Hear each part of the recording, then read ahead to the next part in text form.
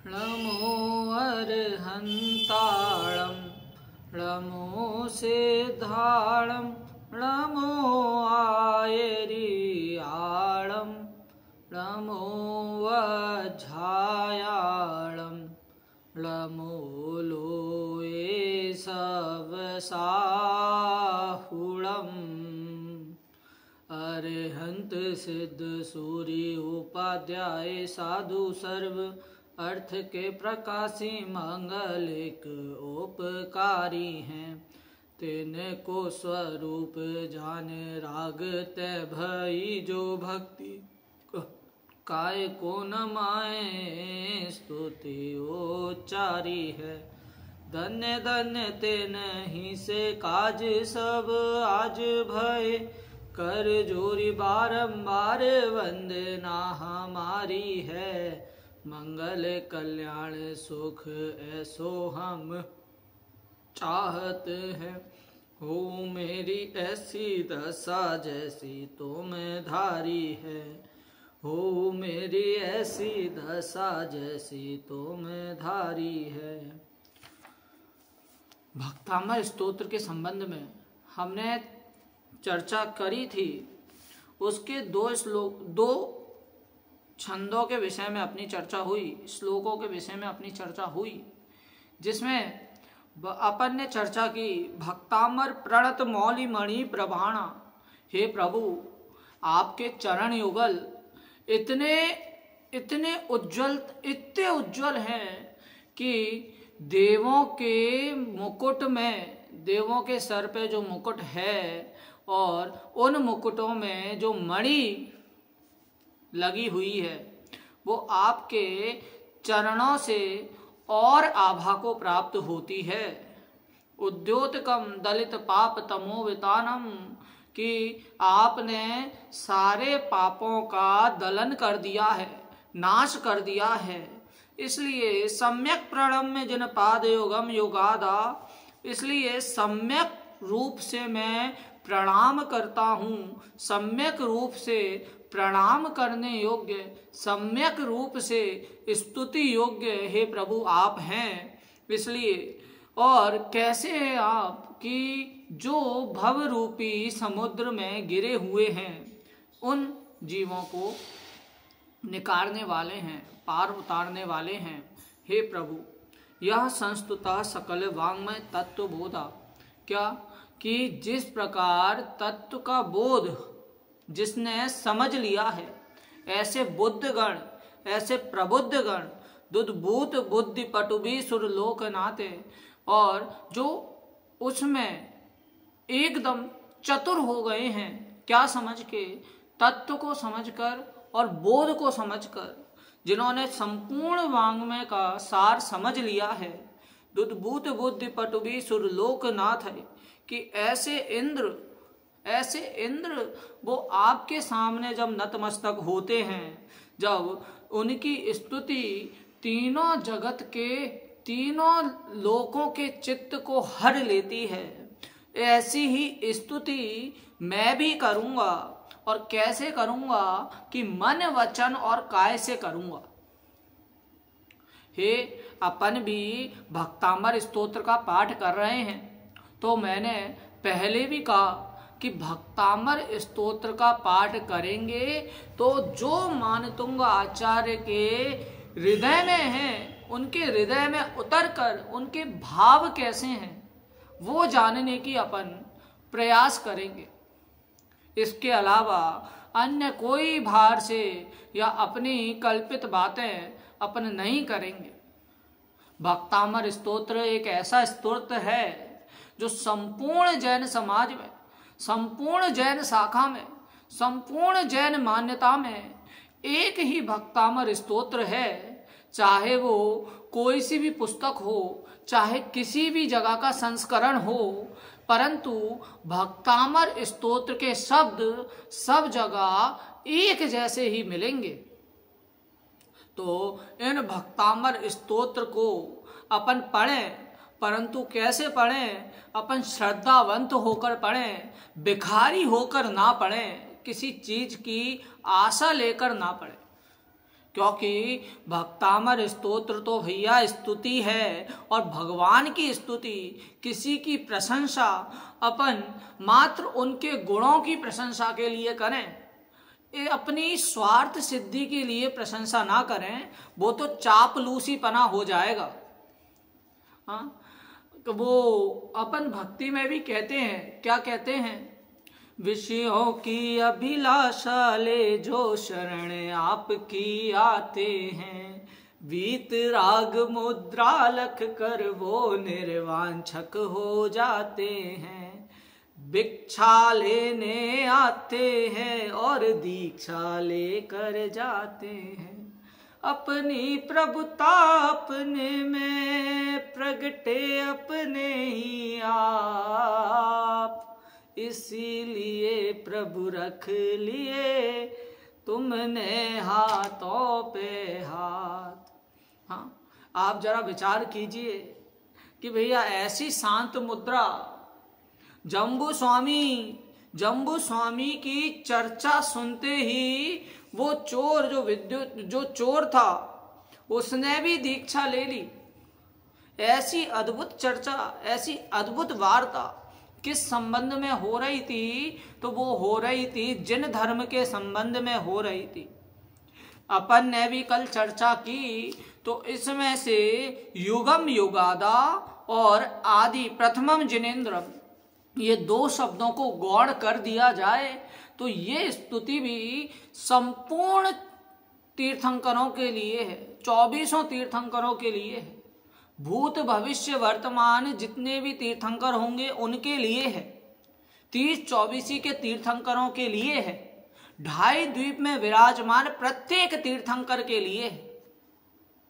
तो इस स्तुति को, भक्तामर स्तोत्र को भी मात्र अपन प्रथम तीर्थंकर आदिनाथ भगवान तक ही सीमित ना कर कर संपूर्ण तीर्थंकरों के विषय में अपन को यह बात समझनी चाहिए।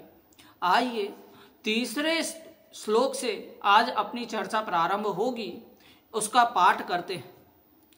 बुद्ध्या विनापि विबुधार्चित पाद पीठ स्तोतुम समोद्यत मतिर विगत त्रपोहम, बालम विहाय जल संस्थित मिंदु बिंब, मन्यः क इच्छति जनः सहसा ग्रहीतुम। क्या कह रहे हैं मानतुंग आचार्य भी, कितनी गजब गजब बातें लिखते हैं। क्या, बुद्ध्या विनापि, बुद्ध्या बिना, अपि विबुध अर्चित पाद पीठ। अरे वाह वाह वाह, क्या कि बुद्ध्या, बुद्धि के बिना, बिना पी, बिना भी, विबुध जो बृहस्पति जन हैं, अर्चित अर्चना कर रहे हैं, पाद चरण, पीठ स्थान, मतलब आपके जो बुद्ध्या विनापि विबुधार्चित पाद पीठ, जो बुद्धि मेरे में नहीं है, ठीक है, मेरे में बुद्धि ना होने पर जिनके बृहस्पति, विबुध मतलब होता है बृहस्पति, बृहस्पति विबुध मतलब होता है गुरु, विबुध मतलब होता है जो ज्ञानवान हैं, जिन्होंने ज्ञान प्राप्त कर लिया है, ऐसे विबुध जन, ऐसे बुद्धि के धारक, उनके द्वारा आपके जो चरण रखने के स्थान हैं वो भी अर्चित हैं, वो भी वंदना करने योग्य हैं। क्या अपन करते हैं ना, पीठ, पाद मतलब होता है चरण और पीठ मतलब होता है पीठ मतलब होता है स्थान। पीठ स्थापनम करोमि अपन करते, तो पीठ मतलब हुआ स्थान, पाद मतलब हुआ चरण। तो चरण रखने के जो स्थान हैं, जो आपके पाद पीठ हैं, वो भी प्रबुद्ध जनों द्वारा, बृहस्पति द्वारा पूजनीय हैं, वंदनीय हैं। और मेरे में बुद्धि नहीं है, बुद्ध्या विना अपि, बुद्धि ना होने पर भी क्या करता हूं मैं। दूसरी पंक्ति में देखो कि क्या लिख रहे हैं, स्तोतुम समुद्यत मतिर विगत त्रपोहम। क्या कि तो भी मैं स्तुति करने के लिए उद्यत हुआ हूं। मतिर विगत तपोहम, मति विगत त्रपोहम। हाँ, इतनी बुद्धि ना होने पर भी मैं आपकी वीतरागता से आपके लिए स्तुति करने के लिए उद्यत हुआ हूं। वक्तुम गुणांगुण समुद्र शशांक कांताम। ये तो अपन कौन सा पढ़ रहे हैं, स्तोतुम मधुर समुद्र था, सॉरी, बालम विहाय जल संस्थित मिंदु बिंब। अब नीचे ये उदाहरण दे रहे हैं, क्या उदाहरण दे रहे हैं कि बालम विहाय जल संस्थित मिंदु बिंब। जिस प्रकार बालक बालम विहाय, बालक विहाय मतलब बालक के अलावा और कोई नहीं, जल संस्थित मिंदु बिंब, कि बालक को छोड़कर जल में जो प्रतिबिंब चंद्रमा का पड़ रहा है, मन्यः का इच्छति जनः सहसा ग्रहीत, कि बालक को छोड़कर ऐसा कौन मूर्ख व्यक्ति होगा जो जल में प्रतिबिंब जिस चंद्रमा का पड़ रहा है उसे प्राप्त करने की इच्छा रखता हो। यहाँ पर ये अर्थ लेना कि अपन बालक की जगह अपन स्वयं को छोड़ो, यहाँ पर बालक की जगह आचार्य मानतुंग ने स्वयं को रखा है, और जल में जो प्रतिबिंब चंद्रमा का पड़ रहा है उस चंद्रमा की जगह हे भगवान मैं आपको देखता हूं। तो क्या इसका मतलब कि जिस प्रकार बालक को छोड़कर अन्य कोई नहीं है जो उस चंद्रमा के प्रतिबिंब से ये समझे कि चंद्रमा मेरे पास है या उसे प्राप्त करने की इच्छा रखे, उसी प्रकार हे जिनेंद्र देव मैं आपको देखता हुआ आपके अनुरागवश वीतरागतावश मैं आपकी स्तुति लिखने के लिए उद्यत हुआ हूं। मतिर विगत त्रपोहम, क्या कि मतिर विगत त्रपोहम मतलब हे प्रभु इसमें क्या लज्जा की बात है। लज्जा की बात क्या बोल रहे हैं इसमें, क्यों लज्जा की बात। भैया स्तुति कर रहे हो, करते रहो।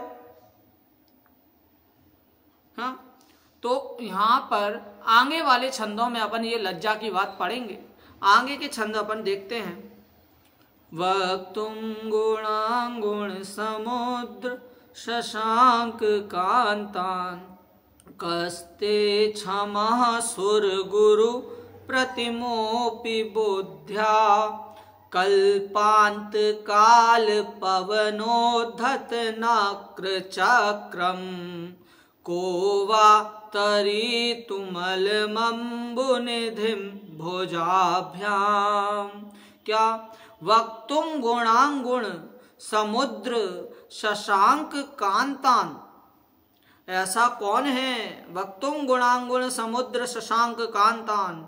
हे प्रभु आपके गुण, कैसे गुण, समुद्र के समान जो आपके गुण हैं। वक्तुम कहने में, शशांक कांताम क्या जो समुद्र के समान आपके जो गुण हैं, जो चंद्रमा की कांति के समान हैं। कस्ते क्षमा मतलब कैसे, कौन है, सुर गुरु प्रतिमोपि बुद्ध्या, ऐसे कौन प्रबुद्ध जन हैं जो उन गुणों को कहने में समर्थ हो। प्रभु के अनंत गुण हैं, तो उन अनंत गुणों को किस तरह हैं, कैसे हैं, तो वो समुद्र के समान हैं। तो उन समुद्र के समान जितने तुम्हारे गुण हैं हे प्रभु, आपके गुण हैं, उनको ऐसा कौन प्रबुद्ध जन है कि जो कहने में समर्थ हो, अर्थात कोई भी नहीं है। तो मैं उन गुणों की चर्चा कैसे करूंगा, आपकी स्तुति कैसे कर सकता हूं। ये अपनी आचार्य लघुता बता रहे हैं। प्रतिमोपि बुद्ध्या कौन है, ऐसा कोई बुद्धिमान जीव नहीं है।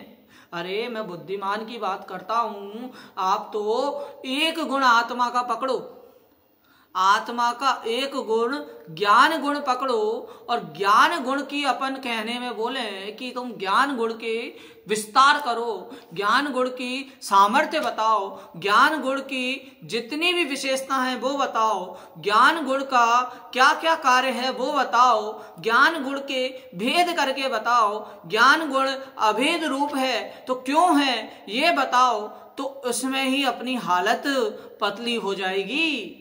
अरे मैं तो ये भी कहता हूं, मैं क्या, आदरणीय संजीव जी भाई साहब भी ये कहते थे, क्या कहते थे कि ये जो अपनी वर्गणा, जो भाषा वर्गणा है वो तो पुद्गल है, और अपनी आत्मा वो तो जीव है। और आप ही बताइए कि अरूपी रूपी वस्तु अरूपी का कथन कैसे कर सकता है, कैसे कर सकती है। उसी प्रकार ये पुद्गल रूप वचन, पुद्गल रूप वाणी, जीव रूप, ज्ञायक रूप जीव का वर्णन करने में समर्थ नहीं है। तो इसलिए इसका मतलब क्या कि आपके गुणों को बताने में कोई भी जीव, कोई भी प्रबुद्ध जीव सामर्थ्यवान नहीं है। आगे इसका उदाहरण देते हैं। कल्पांत काल पवनोद्धत नक्र चक्रम को वा तरी तुमल मम्बु निधिम्बुजाभ्या। क्या कि भैया ऐसा जैसे कल्प के अंत काल में, कल्प जानते हो क्या होता है? एक कल्प पता है क्या होता है? 20 कोड़ा कोड़ी सागर का एक कल्प होता है। 10 कोड़ा कोड़ी सागर का एक उत्सर्पणी और 10 कोड़ा कोड़ी सागर का एक अवसर्पणी। इस प्रकार दोनों 20 कोड़ा कोड़ी सागर के एक कल्प काल होता है। अपन एक सागर की भी बात करें तो वो भी इतनी लंबी बात है कि इतने पल्य, अद्धा पल्य, फिर अद्धोपम पल्य, फिर पल्य, इसके बारे में चर्चा करें तो इतनी बड़ी चर्चा है। अपन उसके संबंध में जाना नहीं चाहेंगे अंदर में, पर इतनी बड़ी चर्चा। अरे हमारे दादा, छोटे दादा तो बोलते थे मुझे नहीं खोदना इतना बड़ा गड्ढा, मुझे तो मात्र अपने आत्म स्वरूप में जाना है। तो आत्म स्वरूप के लिए ये सब बातें हमें तो भैया, अगर ये सब कुछ करना है, हमें आपके गुणों की चर्चा करनी है, अर्चना करनी है, तो उसके लिए तो हमें नयों से पार होना पड़ेगा, गुणस्थानातीत होना पड़ेगा। तो उसके लिए हे प्रभु जो मार्ग आपने बताया उस पे ही हमें चलना पड़ेगा, ऐसा जानना। कल्पांत काल पवनोद्धत नक्र चक्रम, कल्प के अंत काल में जो प्रलय आती है, जो प्रलय होगा, जो भूकंप, आंधी, तूफान ये सब होगा, तो वो तो उसमें कल्पांत काल पवनोद्धत नक्र चक्रम, इतना आंधी चल रही होगी, नक्र चक्रम इतना भयंकर बाढ़ आ रही होगी, को वा तरी तुमल मम्बुजाभ्याम। तो ऐसा कौन पुरुष है, ऐसा कौन महान जीव है जो वहां पर समुद्र में अपनी बाजुओं से, अपने भुजाओं से उस समुद्र को तैर कर पार कर सके? अर्थात कोई नहीं है। प्रथमानुयोग में भी मात्र एक जीव ऐसा है जिसने समुद्र को पार किया, वो भी कौन? जो उस भव में ही मोक्ष जाने वाला था, वो श्रीपाल। क्यों? क्योंकि श्रीपाल को किसी ने धक्का दिया था। फिर जाकर उसकी कहानी का विस्तार आप प्रथमानुयोग में देख सकते हैं कि श्रीपाल राजा ने वो पूरा समुद्र अपनी बाजुओं से ही पार किया था, भुजाओं से ही पार किया था, और उसके अलावा और कोई नहीं। अरे उनका तो क्या, उनका सैनन ही मजबूत था, उनका संस्थान ही मजबूत था। ऐसे सैनन के जीव अब तो यहाँ पर मनुष्य गति में पाए ही नहीं जाते, इस काल में मिलते ही नहीं है। उस सैनन के जीव अब नहीं मिलते। अब आप सोचिए कि 7वें नरक में जाने वाले भी अब नहीं हैं। तो इतना पाप अपन देखते हैं, इतने निर्दयी लोग, इतने क्रूर लोग अपन देखते हैं, उसमें भी ओ बाप रे, अरे हे भगवान, ऐसा निकलने लगता है। तो आप बताइए, तो भी वो 7वें नरक तक जाने की अपनी योग्यता नहीं रखते। तो इतना पाप अभी भी नहीं है। आप ये सोचिए, पंचम काल है, पंचम काल में इतना सब है। 3 काल हैं, 3 काल नहीं 5 काल हैं, जो 5वें काल को, पंचम काल को छोड़कर बाकी के 5 काल हैं जिसमें धर्म और अधर्म ऐसी 2 चीजें पाई जाती हैं जो साफ साफ देखने में आती हैं और पहचानने में भी आती हैं। परंतु पंचम काल ऐसा है जिसमें धर्म, अधर्म और कुधर्म ये 3 चीजें पाई जाती हैं। तो इसका मतलब क्या कि पंचम काल में धर्म और अधर्म तो अपन सामान्य रूप से जान लें, लेकिन कुधर्म एक ऐसी चीज है, कुपत्य एक ऐसी चीज है, ना पति पति दुख का नाम। हाँ, ऐसी कुपत्य वाली चीज अपन पहचानने में इतनी भूल करते हैं जो ग्रहित मिथ्यात्व का पोषण होता है। अपन ने अभी ऊपर पढ़ा, सम्यक प्रणम्य जिन पाद युगम युगादा। तो सम्यक प्रणम्य क्या? देखा देखी नमस्कार नहीं करना, उनके सच्चे देव शास्त्र गुरु के स्वरूप को पहचान कर नमस्कार करना, प्रणाम करना, वही सम्यक प्रणम्य जिन पाद, वही सम्यक रूप से प्रणाम करना है। हाँ, यहाँ पर मोक्ष मार्ग प्रकाशक में भी ऐसा कहा कि देखा देखी प्रणाम नहीं करना। ये देखा देखी प्रणाम वाला सिस्टम तो लोक मूढ़ता के अंतर्गत आता है, और लोक मूढ़ता बिल्कुल नहीं करनी, ऐसा कहा है। अपने वीतरागी भगवान को भी रागी द्वेषी बनाकर तुम पूजते हो, तो ये तो भाई गलत बात है। भक्तामर स्तोत्र का पाठ भी यहाँ पर कौन से राग मिटाने की, कौन से रोग मिटाने की बात करते हैं? तो भैया यहाँ पर श्रद्धा गुण में जो मलिनता पाई जाती है उसका रोग मिटाने की बात करते हैं। इस प्रकार अपनी तीसरी और चौथी श्लोक की चर्चा हुई, आगे की चर्चा अपन कल करें।